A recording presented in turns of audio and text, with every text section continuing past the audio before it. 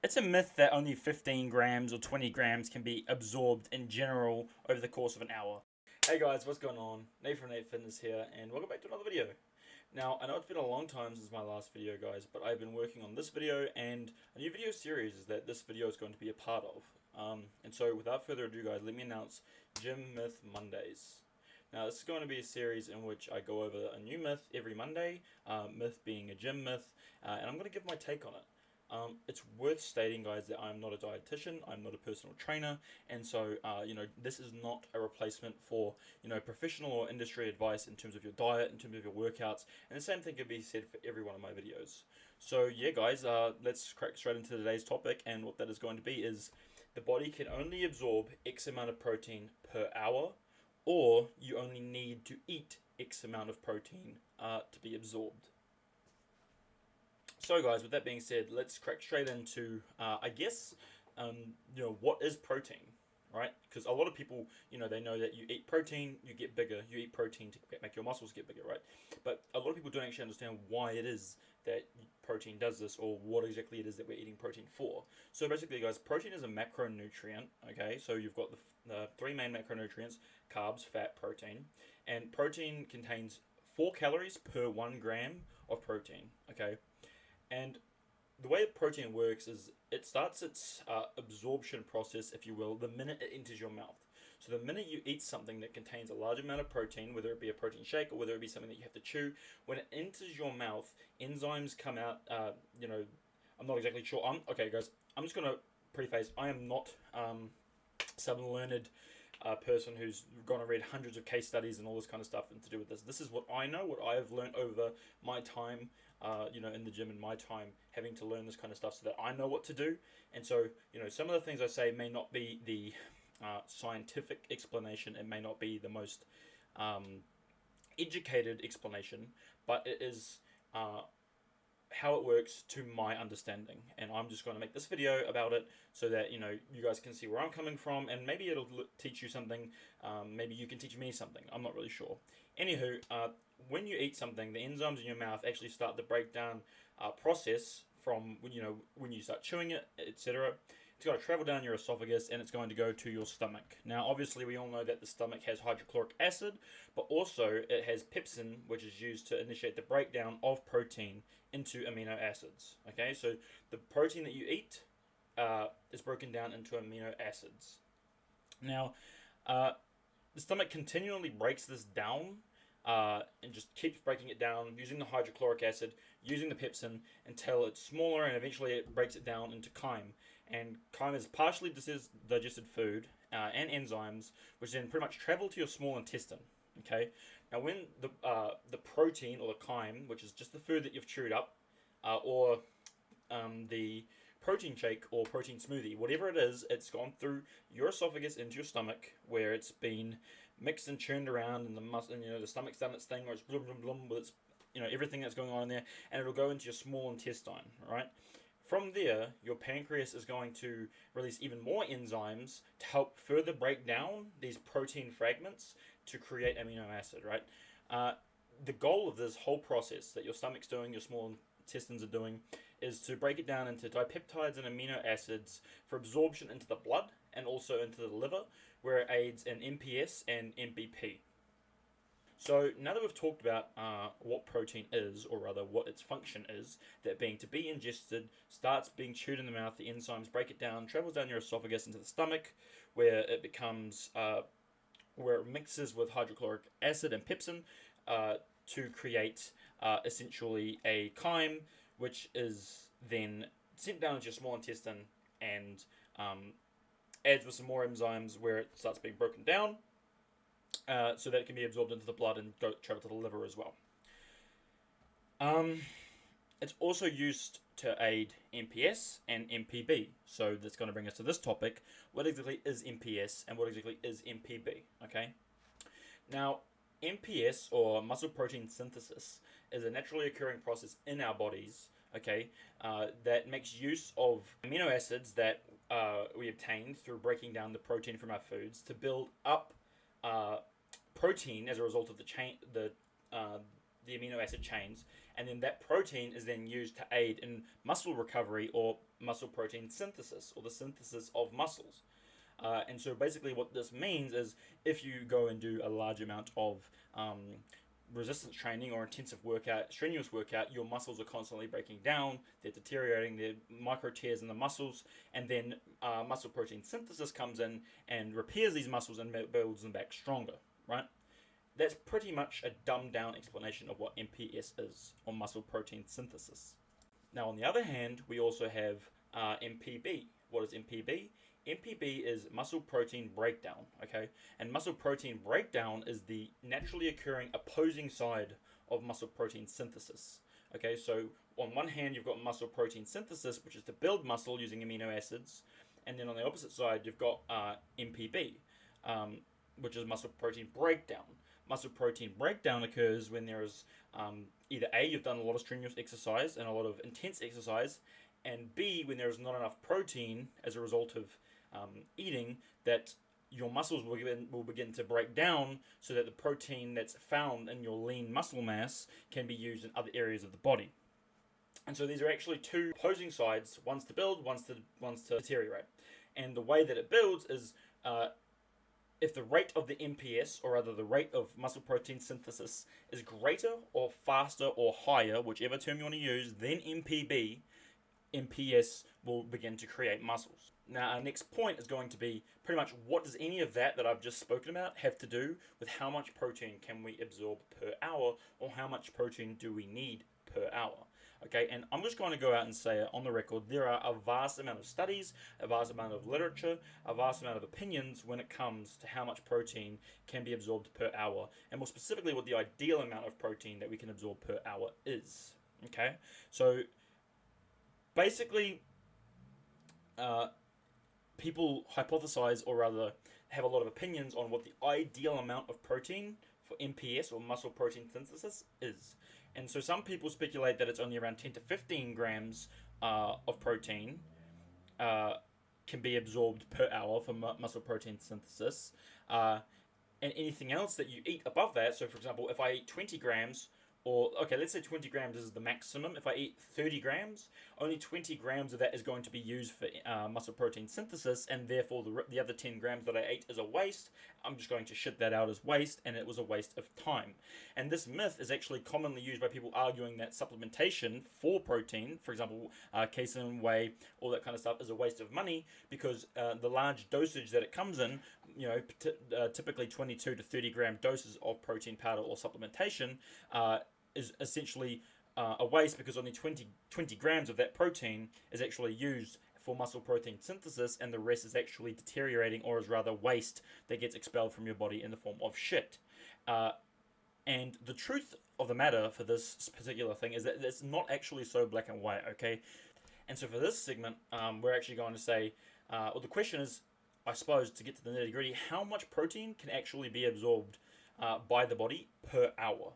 And it's a very hard question. The amount of protein that can be absorbed in an hour is actually not so easily distinguished, because you have to define what does it mean for protein to be absorbed, okay? On one hand, people will argue that the only thing that matters, and a lot of people are like this, and that's where the myth comes from, is that MPS is the only thing that matters when it comes to protein absorption. So you want to absorb the protein for MPS to prevent muscle breakdown or muscle deterioration, and synthesize muscle via the amino acids found from the protein that you ingest, right?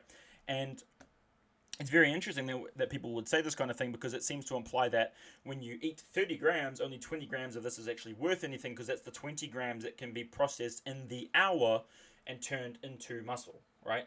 Via muscle protein synthesis. But that's not exactly true, because there are a lot of studies that state that whey protein, which is the most commonly sold or most commonly used protein powder supplement, it's actually only 10 grams of this supplement that can be absorbed every hour, right? So if you take a 20 gram scoop of protein powder, or the traditional 1 serving size, it's actually going to take 2 hours for that protein to be absorbed via the process we spoke about earlier, and thus that seems to imply that the other 10 grams is irrelevant if you go by the logic of this myth, right? But the reason this actually is, and this is actually kind of interesting, is whey is actually a fast-acting protein. So where the whey protein powder with a 20 gram serving of whey protein powder takes 2 hours, 10 grams per hour to be absorbed into the body. Something of the like an egg, for example. If we were to have 20 grams of protein through eggs, egg apparently, and like I say, I'm not super learned. I'm not a nutritionist. I'm not a dietitian. Egg supposedly has a protein absorption rate of around 3 grams of protein per hour, meaning that to absorb the same amount of protein, the 20 grams, as with the whey powder, it would take around 7 hours, okay, which is a long time. And so, with that being said, you might be wondering, well, if only 10 grams can be absorbed an hour, and the general statement is that because only 10 grams can be absorbed an hour, the rest is going to waste. That's not exactly true. There have been many studies that have said that 20 grams of protein may be the ideal amount for MPS, or muscle protein synthesis, but that doesn't actually mean that 20 grams is the ideal amount of protein in general. Okay, and so when the people say that if you eat more than the 20 grams, which is the recommended amount, the rest will be going to waste, that's not true. Consuming an excess of protein above the 20 grams can actually be very beneficial, as MPS, or muscle protein synthesis, is not the only function that protein or amino acids serve in the body. Okay, it's not to say that it's not one of the most important when you want to build muscle, but it's not the only thing that amino acids or protein does in the body. Okay, protein can do a lot of different things and can build a lot of things, such as your DNA, your RNA, and actually it can be used in not super efficient ways, but as energy. Right, excess protein that you eat, just because it's not absorbed within the hour, it does not mean that it just goes straight through your system and you shit it out and it's just a complete waste of time. I'm sure you've heard the saying, oh, protein powder is just expensive shit, or it's just expensive. You're just going to piss it out or whatever.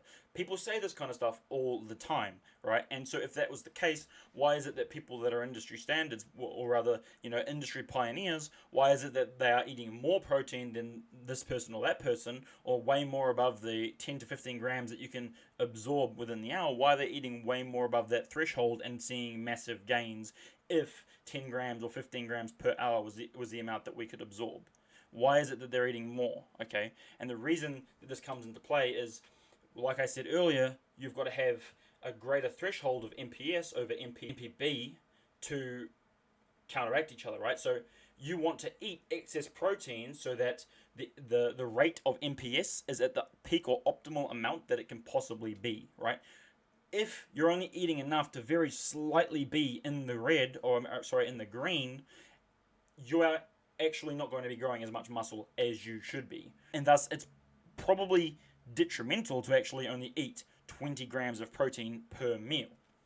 And like I say, the reason for this is if you're only eating if you've just gone through a massive, strenuous, intense workout, right, and you're only eating the bare minimum amount of protein that can be absorbed, then it's very likely that the rate in which MPS occurs is not going to be greater than the rate in which MPB occurs, and if it is, it's only going to be very slightly different.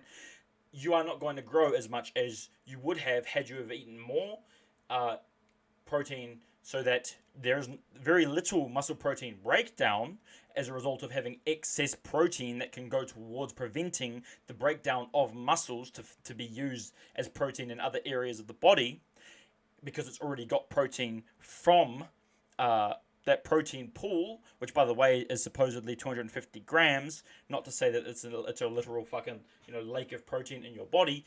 I'm not going to get too deep into that kind of thing on this video, because there's a lot that goes into that. However, like I say, if your body does not have to pull protein from the MPS for MPB, then that means that your MPS rate is going to far exceed the MPB rate, and you're going to grow more muscle as a result, right? And so that means that by eating over the amount of of protein, so over the 20 grams that can supposedly be absorbed in an hour, you are actually potentially going to be getting greater gains, even though that protein or those amino acids are not being used for MPS. They are still being used elsewhere in the body, not for MPS. And so this myth is actually very sneaky in the sense that it seems to imply that if you are not using it for MPS, it is going to waste and not being used at all, which is wrong, because we know that the rate in which the body can digest is somewhere around 7 hours in general. Not to say that that's how long protein takes, but food in general. If you were to be eating a lot of protein and it was only the protein that's within that first hour that is absorbed matters and the rest is waste, you would be shitting a lot more, because that seems to imply that the protein is just going straight through you, forming the bulk of stool and then being expelled from the body. However, as we know from our bowel movement times, for some people it may be a few times a day, for some people it may be once every couple of days, or maybe even longer than that. And that seems to imply that the body, because it's moving slowly through the small intestine and being absorbed by the little finger-like linings of the small intestine, and going through the blood into the liver and being used as amino acid to form protein for muscle protein synthesis, or MPB. Because it takes so long, if it only takes 1 hour to absorb 15 grams of protein, but it takes 7 hours for that food or that meal to fully be digested, then that actually means that you're probably going to have absorbed more like 70 grams of protein, assuming that was how much was in the meal. That is kind of pseudo bro science, because that implies that there actually is 70 grams of protein available to be absorbed. However, that is not necessarily what I mean. What I'm saying is, if you have 40 grams of protein available over the course of the 7 hours of digestion, that 40 grams of protein more than likely will have all been absorbed by the body and used in one way or another, or stored to be used at a later time. It's not stored in the same way that fat is, and the adipose tissue is fat, but it's stored in a different way to be used later on. And so with that being said, this begs the question, how much protein should I actually ingest? Okay, and this is just going to be my personal opinion, or the opinion that I have. This is the amount that I try to eat, or at least the bare minimum target that I try to eat, and this is what has worked for me. Okay, this does not mean that this necessarily will work for you, and I may get into that a little bit later on. However, this is what I am going to be saying works for me. Okay, so my personal opinion is that 0.4 grams of protein per kilo of body fat, sorry, not body fat, but body mass per meal is ideal. So if you weigh 100 kilos and you eat 0.4 grams of protein per meal, that's going to be 40 grams of protein. And then if you have 4 meals, that's going to be 160 grams of protein. And so actually, if you divide 160 by 1, that's going to be 1.6. So that's 1.6 grams of protein per 1 kilo of body weight. Okay? And so what this means is that if I eat 4 meals a day, each containing 40 grams of protein, that means I'm going to be eating 160 grams of protein all up. Okay? Now, but that being said, that does not mean that you should not eat more or less, and it completely depends on the intensity of your workouts and the scope of your workout as well, because the breakdown of your muscle is going to determine how much you need to eat to prevent muscle breakdown and encourage muscle protein synthesis. Okay, so people who work out multiple muscle groups per day in terms of a big, whether if you do back and chest in one day, or you do back and legs in one day, or rather, you're working your chest, your arms. If you're working multiple muscle groups a day, that means that your muscles are going to be breaking down more, and thus you should probably eat some more. And if you're working less, you can lower that as well. So instead of maybe doing 0.4 grams per kilo of body weight, you should do 0.3 or 0.2. And conversely, if you're doing more working out, or it's more intense, you can up it to 0.6 per kilo, which would equal more like 240 grams of protein per 240 grams of protein per day, so 2.4 grams of protein per kilo. And overall, it's very important to know that is a myth that if you eat the X amount of protein, the rest of it that's not that X amount of protein will go to waste. You should get the majority of your protein through a balanced diet, with the main proteins coming from red meat, chicken, pork, fish, whatever it might be. You can actually also get your protein from lentils or beans. That being said, lentils and beans don't contain as many or the same amino acids as meat, and so ideally you would eat meat to get your amino acids from your meat proteins. Okay, just real quickly before we summarize and in the video, I'm going to go over how you can know if you've eaten actually too much protein, or perhaps your diet is too protein heavy or too protein rich. And the indication of this is actually protein farts, okay? What this means is that when protein is going through the small intestine, because it is, for the most part, all absorbed, very little protein makes it to the large intestine, and so very little protein is actually eaten by the microbes in your gut. If you're eating an excess amount of protein, or rather a large amount of protein, it's very possible that the protein will actually make it into your large intestine and be eaten by your gut microbes, which will then in turn produce a smelly gas, which then comes out as protein farts, right? Which is why some people who eat a lot of protein have farts that will literally clear a room. It's because the protein is actually being eaten by the microbes in your gut. That's not necessarily to say that if you eat you have protein farts, you're eating too much protein. It has just been indicated that protein makes up the majority of your diet, okay? Which would make sense if you're bodybuilding. So, guys, with that being said, this is my outlook on how much protein you should eat. I hope this answers the myth and kind of gives you a little bit of an insight into what it means and kind of how much can actually be absorbed per hour, or rather the myth.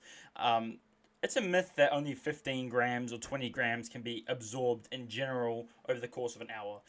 Perhaps only 15 to 20 grams can be used for muscle protein synthesis, which is what most people who are trying to build muscle care about, but that does not mean that the rest of the protein that was ingested goes to waste like it is often said to be, right? Like I say, the full digestive process can take around 7 hours, and so most of the protein that you eat will be absorbed in the small intestine. Well, rather, it will go from the small intestine into your blood to be carried around to other places that need it, for example, the muscles, and it'll also go to the liver where it's broken down further, right? There is a lot of stuff that goes into it, but do not believe the myth that you only need to eat 15 to 20 grams of protein to be absorbed, right? Or rather, if you eat above that, you're not going to get anything from it. That's a myth.